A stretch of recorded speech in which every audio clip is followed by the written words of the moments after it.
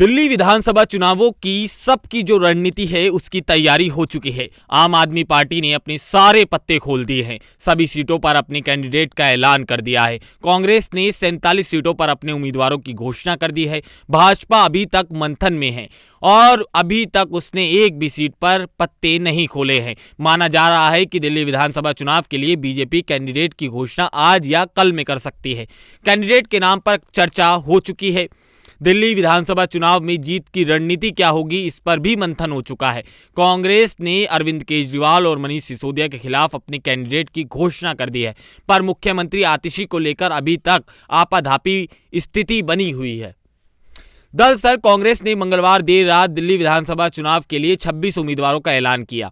इसमें एक प्रमुख नाम दिल्ली नगर निगम की पूर्व महापौर फरहाद सूरी का है। उन्हें जंगपुरा से पूर्व उप मुख्यमंत्री मनीष सिसोदिया के खिलाफ चुनावी मैदान में उतारा गया है। सबकी नजर इस बात पर थी कि सीएम आतिशी के खिलाफ कांग्रेस किसे कैंडिडेट देती है। ऐसी संभावनाएं थी अलका लांबा का नाम इस सीट से ऐलान किया जा सकता है, मगर कांग्रेस के जो सेकेंड लिस्ट आई उसमें अलका लांबा के नाम की घोषणा नहीं हुई। सेकेंड लिस्ट के लिए कांग्रेस की जो केंद्रीय चुनाव समिति है उसमें खूब माथापच्ची हुई। काफी देर तक बैठक चली, दूसरी लिस्ट फाइनल हुई और बैठक के कुछ घंटे बाद उम्मीदवारों की सूची का ऐलान हुआ। सेकंड लिस्ट जारी होते ही यह तय हो गया कि जंगपुरा से मनीष सिसोदिया के खिलाफ कांग्रेस के फरहाद सूरी चुनावी ताल ठोकते नजर आएंगे।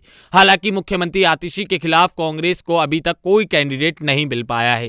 कांग्रेस ने इस पर सस्पेंस बरकरार रखा है। आतिशी के सामने किसे उतारा जाएगा यह अभी तक सवाल है। सूत्रों का कहना था कि केंद्रीय चुनाव समिति की बैठक में अलका लांबा के नाम पर मोहर लग चुकी है। सभी इस बात से सहमत भी दिखाई दे रहे थे, मगर एंड वक्त पर अलका लांबा के नाम पर मोहर तो लगी, मगर उनका नाम सामने नहीं आया, न ही लिस्ट में आया। तब तक सबको यकीन था कि सीएम आतिशी के सामने कांग्रेस की ओर से अलका लांबा चुनावी मैदान में उतरेंगी, मगर कांग्रेस की दूसरी लिस्ट में सस्पेंस और ज्यादा गहरा गया। अब सवाल उठता है कि आखिर कांग्रेस जिस स्थिति में है तो वो सीएम आतिशी यानी जो कालकाजी वाली सीट है उस पर अलका लांबा का नाम का ऐलान क्यों नहीं कर पाई।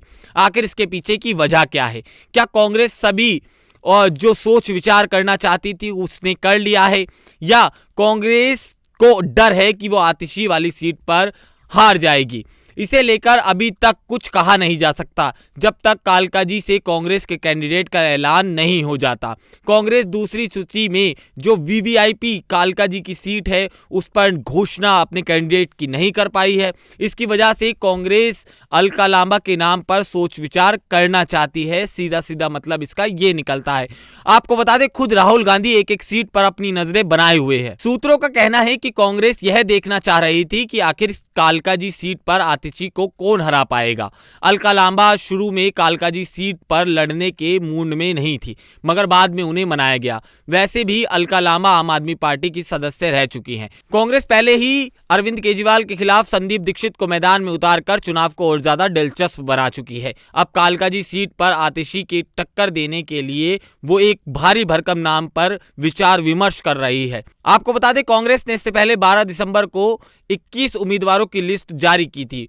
उसमें प्रमुख नाम जो था वो पूर्व सांसद संदीप दीक्षित का था, जिन्हें नई दिल्ली से उम्मीदवार बनाया गया था, और वो पूर्व मुख्यमंत्री अरविंद केजरीवाल के खिलाफ चुनाव लड़ने की पूरी भूमिका में दिखाई दे रहे हैं। अब सवाल उठता है कि आतिशी के खिलाफ जिस कैंडिडेट को कांग्रेस मैदान में उतारना चाह रही है वो आखिर है कौन?